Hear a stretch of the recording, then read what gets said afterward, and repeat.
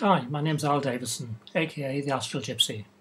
I was born in Newcastle on January the 16th, 1960, during a thunderstorm, just past the stroke of midnight. Some would say that's an auspicious start for a comic artist. The doctors didn't agree. You see, I was born with a condition called spina bifida. In my case, this left me paralysed from the chest down, and with a very poor prognosis. The doctors didn't think I'd last the night. And even when they reluctantly gave me 3 life-saving operations, they said I'd probably be dead within a few days, then a few weeks, then probably a year, on a metal frame on my stomach in an incubator. 6 months before I was due to come out, I was given crayons and paper by a student nurse, the same nurse who nicknamed me the Astral Gypsy. I'd started drawing in the steam from my breath on the metal frame I was lying on. Then progressed to paper, and the first thing I did was draw one of my dreams and give it to the nurse.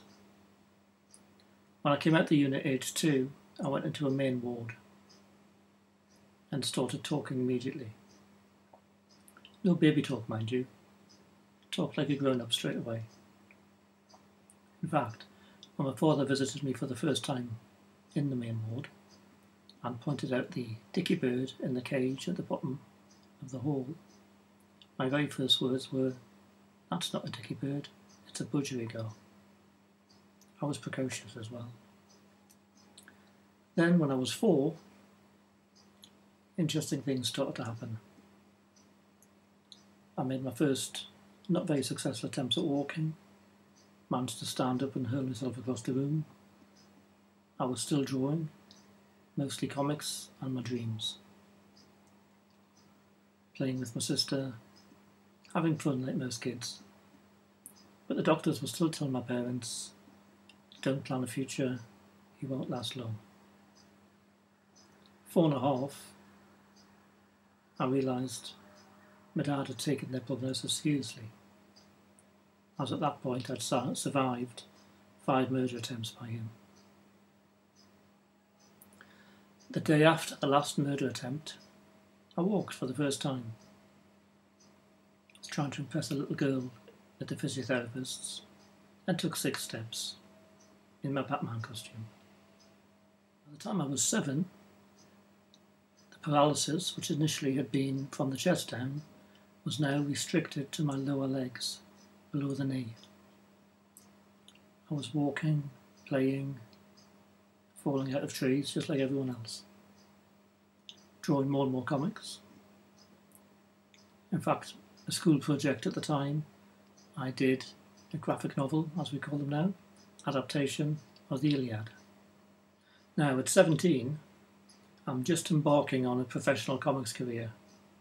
I've had some illustrations published, a comic strip on the life of Bruce Lee, and I'm just about to start my first graphic novel. I've also just started training full-time with my Kung Fu teacher, aged 24. Been practicing Buddhism for about a year, and just received my 5th degree black belt in Jiangguidao Kung Fu. I'm also holding a 1st degree black belt in Karate, and have a working knowledge of several other martial arts. I've had 2 books published, and I'm working towards being a full-time professional comic artist. Anyway, we jump forward to age 28. My parents had both had strokes. My sister was very ill. I was looking after all 3 of them. Both parents in wheelchairs, no help from social services. One morning I wake up with a rash, go to see the doctor, come back with a possible diagnosis of some kind of glandular fever-like virus, head home. In the morning, wake up, completely blind.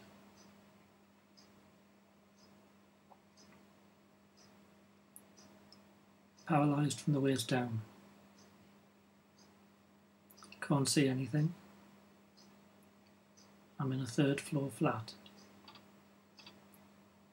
All my friends think I'm away in London at Buddhist activities. My phone is out of order, and my downstairs neighbour is on extended leave.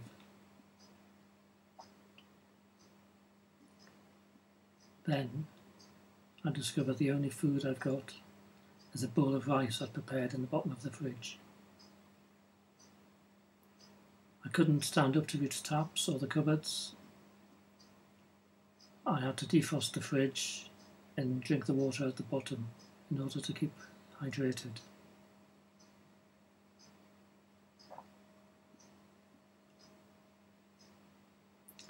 Strange situation to be in. Soon realised that my visual memory was going. Couldn't remember what my family looked like. Couldn't visualise simple shapes. Wasn't sure how to handle this. To stop the panic, I kept going with my Buddhist practice and started drawing, hoping that just physically drawing would help somehow retain that sense of space, visual coordination. I had no way of knowing if the pen I was using to draw with even had any ink in it, or whether the paper I was drawing on was blank. I could have ended up with thousands and thousands of images overlaid on one sheet of paper, or lots of sheets of paper with deep indented lines in with no ink and no actual images.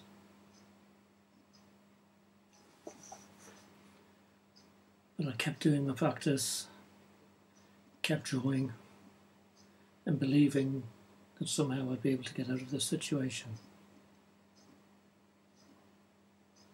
I started analysing in my head what the process was that allowed me to keep drawing, and was looking forward to a time when I'd be able to look at these pictures, look at this experience, and build something from it. I kept drawing mostly self-portraits, trying to keep a self-image, also trying to keep an image of my family, my friends, even basic shapes that I was losing an awareness of, a sense of what their form was. But my sight did return, and I was able to eventually analyse these images, use them in teaching practice, and they became the basis for this book, The Alchemist's Easel.